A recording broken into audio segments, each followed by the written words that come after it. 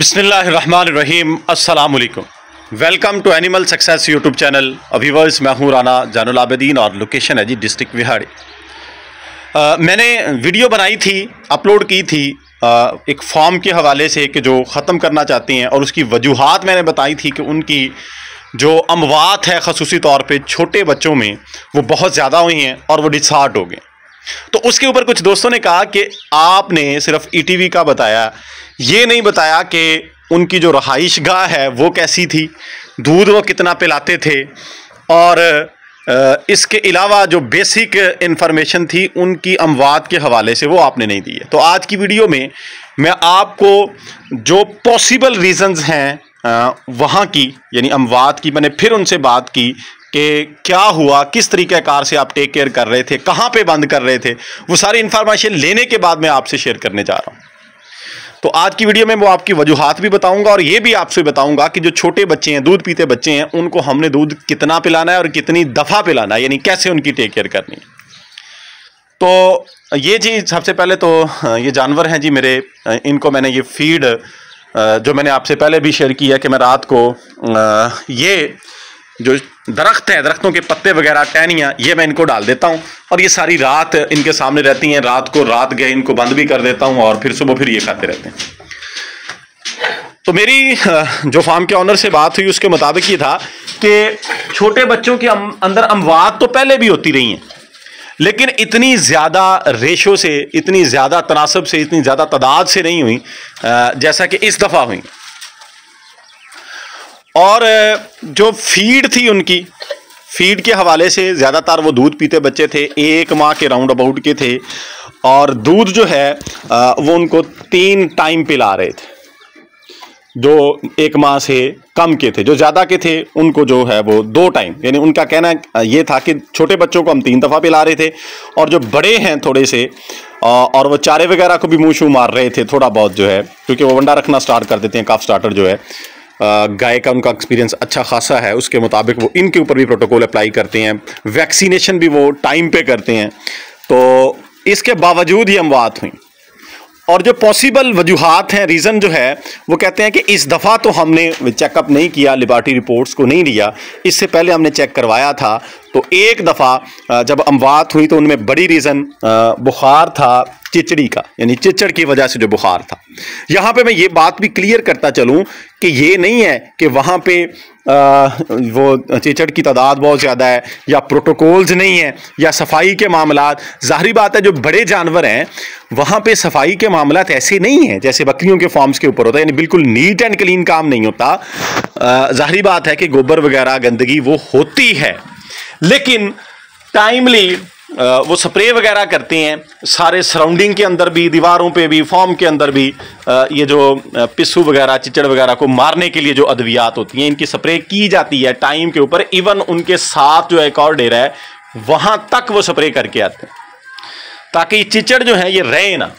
लेकिन इसके बावजूद भी वो कहते हैं कि ये पॉसिबल रीज़न है, यानी पहले ऐसा हमारे साथ हो चुका है कि इस चिचड़ की वजह से, चिचड़ी का एक बुखार होता है, उसको वो चिचड़ी का बुखार कह रहे थे, कि इस वजह से जो है ये अमवात हुई हैं। दूसरा यहाँ पे मैं एक और बात क्लियर करता चलूँ कि एक भाई ने पूछा था कि वो बकरियाँ ज़्यादातर किस नस्ल की थी। मैंने उस दिन भी आपसे शेयर किया था, दोबारा आपको थोड़ी सी हिस्ट्री बता दूं कि फार्म जब उन्होंने स्टार्ट किया था आज से 6 साल पहले, 6-7 साल के राउंड अबाउट जो है, तो उनके पास 15 जानवर थे। उन्होंने 15 बकरियां ली थी और उन 15 में उन्होंने ब्रीड का कोई ख्याल नहीं किया था, यानी सारी की सारी वो क्रॉस ब्रीड की बकरियां थी, यानी छोटी हाइट की और दोगली सी नस्ल की। उनसे ये तादाद अल्हम्दुलिल्लाह उनकी बढ़ी और आज वो 19+ के अंदर उनके पास बकरियां हैं। हाँ, ब्रीडर उनके पास बहुत अच्छा है, बड़ा अच्छी क्वालिटी का है, नागरा ब्रीड का ब्रीडर है, यानी दोगलियों के ऊपर अच्छा ब्रीडर उन्होंने छोड़ा हुआ है। और दोगलियां भी जो ज़्यादा तादाद में थी वो बीतल के साथ क्रॉस में, यानी बीतल टैडी क्रॉस की बकरियां थी। जो हमारी ये जो विहाड़ी की पट्टी है, ये जो लाइन है, यहाँ पे जो आम बकरियां हैं मतलब क्रॉस के अंदर वही थी, ये नहीं है कि बाहर से कोई ला के उन्होंने रखी हुई थी। तो इनके ऊपर ही वो नस्ल कशी कर रहे थे, इन्हीं से वो आगे अपनी ब्रीड ले रहे थे। तो अमवात भी ज़ाहिरी बात है फिर इन्हीं के ऊपर। ये नहीं है कि वहाँ पे मक्खी चीनी थी की तादाद ज़्यादा थी, हैं कुछ जानवर मक्खी चीनी के हैं, लेकिन वो भी क्रॉस के, प्योरिटी के अंदर नहीं, लेकिन ज़्यादा बीतल टैडी क्रॉस के हैं, और ना ही यहाँ पे कोई प्योर टैडी थे, और ना ही राजनपुरी नस्ल, यानी कोई ब्रीड नहीं थी, क्रॉस ब्रीड थी, और वो भी हमारे एरिए की क्रॉस ब्रीड थी। तो इन्हीं की ज़्यादा अमवात हुई हैं। तो पॉसिबल वजूहात के अंदर जैसा कि मैंने आपको बताया कि इसमें ETV के मामलात हैं, चिचड़ी का बुखार है। दूसरा वो ये कहती हैं कि पिछले दिनों में चूँकि इन्वायरमेंट जो है उनके जो अल्फाज थे वो मैं आपके सामने रखता हूँ कि सर्दी आते हुए और जाते हुए अपना काम दिखाती। वो कहते हैं कि एक पॉसिबल रीज़न ये भी है कि ये सर्दी की इब्तदा थी और स्मोक का भी अरूज था पिछले दिनों में, तो इससे जो है उनको मे भी लंग्स का प्रॉब्लम जो है इसकी वजह से भी वो अमवात हो सकती हैं। कुछ जानवरों में हमें सिम्टम नज़र आए उनके बकौल ये। और रही बात रहाइश की, तो रहाइश जो है जिधर वो बच्चे रखते थे रात को वो खुली जगह थी, यानी अच्छी खासी हीटअप जगह थी, उसको वो कवर करते थे नीचे से पूरा जो है, लेकिन उसके ऊपर होल्स मौजूद थे, यानी ऊपर वाली साइड पे ना, जैसा कि मैं भी अक्सर कहा करता हूँ आप लोगों से कि तकरीबन इतनी बुलंदी पे जाके ना ऊपर होल्स मौजूद थे। ये नहीं है कि वहाँ पे जो यूरिन की गैसेस हैं वो क्लोज होने की वजह से वो जानवर एक्सपायर हुए हों, ऐसा नहीं है। ठीक है, आप लोगों ने ये क्वेश्चन रेज किया, ये अच्छी बात है, इधर बंदे का ध्यान जाना चाहिए, क्योंकि वो एक्सपीरियंस बंदे हैं, वो गाय वगैरह का ये काम कर रहे हैं, तो उनको इस चीज़ का इल्म था। ये बात मैंने उनके सामने रखी तो उन्होंने कहा नहीं ऐसा नहीं है, हमने जो है ये हमारी रहाइश गाय, इसको हमने ओपन ऊपर से रखा होता है और ये सारी सर्दियाँ ऊपर से ओपन रहती है। ऊपर वाला पोर्शन जो है तकरीबन 8 फुट के बुलंद जाग, 8 फुट तक बिल्कुल क्लोज, यानी किसी किस्म की कोई हवा की वहाँ से हेर फेर नहीं होती। हाँ, एक चीज़ मैं क्लियर करता जाऊँ, जो मैंने वहाँ पे नोट किया, ये चीज़ें मैंने वो आपके सामने रखी हैं जो मैंने उनके साथ डिस्कस की हैं। उनकी जो एरिया है जिस जगह पर उन्होंने बकरियां रखी हैं, बेसिकली फार्म चूँकि गाय का है, तो गाय के हवाले से तो उनके पास रहाइश गाह बड़ी अच्छी है, बड़ी खुली जगह है।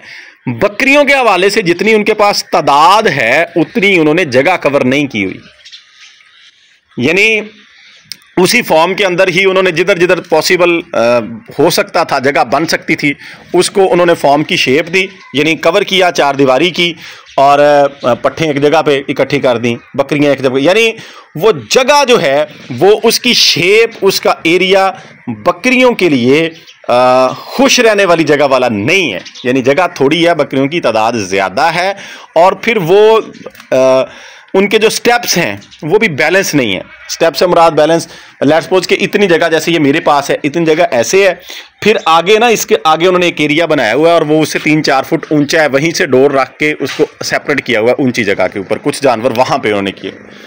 यानी मेरे मुताबिक जो है कि बकरी के खुश रहने के लिए एक जैसी और खुली जगह हो, उस तरह का वो माहौल नहीं है। ये एक रीज़न है वहाँ पे जिसके ऊपर वो ध्यान नहीं दे रहे, लेकिन ये वजह बच्चों की अमवात की नहीं है।